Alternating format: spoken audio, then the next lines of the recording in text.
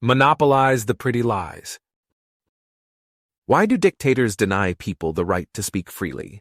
The obvious response is, the truth hurts. Dictators are bad. So if people can freely speak the truth, they will say bad things about the dictator. This simultaneously wounds dictators' pride and threatens their power, so dictators declare war on the truth. But is this story right? Consider. If you want to bring an incumbent dictator down, do you really want to be hamstrung by the truth? It's far easier and more crowd-pleasing to respond to a pack of official lies with your own pack of lies. When the dictator claims, "I've made this the greatest country on earth," you could modestly respond, "Face facts.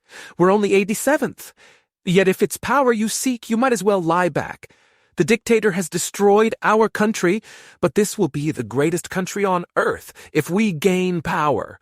Even more obviously, if the current dictator claims the sanction of God, the opposition doesn't want to shrug. Highly improbable. How do you even know God exists? Instead, the opposition wants to roar, "No, God is on our side, our side." What then is the primary purpose of censorship? It's not to suppress the truth, which has little mass appeal anyway. The primary purpose of censorship is to monopolize the pretty lies. Only the powers that be can freely make absurdly self-aggrandizing claims. Depending on the severity of the despotism, you may not have to echo the official lies. But if you publicly defend alternative, absurdly self-aggrandizing claims, the powers that be will crush you. Why, though, do dictators so eagerly seek to monopolize the pretty lies? In order to take full advantage of their subjects' social desirability bias, human beings like to say and think whatever superficially sounds good. Strict censorship allows rulers to exploit this deep mental flaw. If no one else can make absurd lies, a trite slogan like, "Let's unite to fight for a fantastic future," carries great force. Truthful critics would have to make crowd-displeasing objections like, "Maybe competition will bring us a brighter future than unity. Who exactly are we fighting?" Or, precisely how fantastic of a future are we talking about? A rather flaccid bid for power. Existing rulers tremble far more when rebels bellow, "Join us to fight for a fantastic future."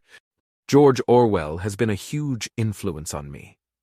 When you read his political novels, you often get the feeling that dictators fear the truth above all.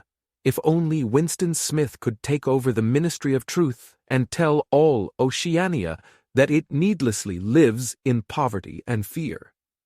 In the broad scheme of things, however, unvarnished truth is only a minor threat to tyranny. After all, rulers could respond to the ironclad fact with a pile of demagoguery. "Smith is slandering our great country. He's a willing tool of Eurasia." Or even, "We're not rich because the greatest country in the world is too proud to sell itself." The real threat to the regime would be a rival set of demagogues offering utopia after a brief bloodbath sends a few wicked, treasonous leaders straight to the hell that they so richly deserve. Doesn't this imply that free speech is overrated? Yes, I've said so before. While I'd like to believe that free speech leads naturally to the triumph of truth, I see little sign of this. Instead, politics looks to me like a great liar's war. Viable politicians defy literal truth in virtually every sentence. They defy it with hyperbole. They defy it with overconfidence. They defy it with wishful thinking. Dictators try to make one big political lie mandatory. Free speech lets 1,000 political lies bloom.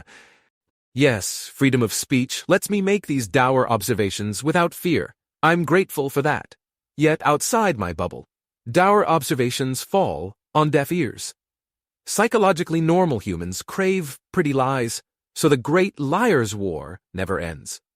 September 11th, 2019. 2. A Litany of Evil.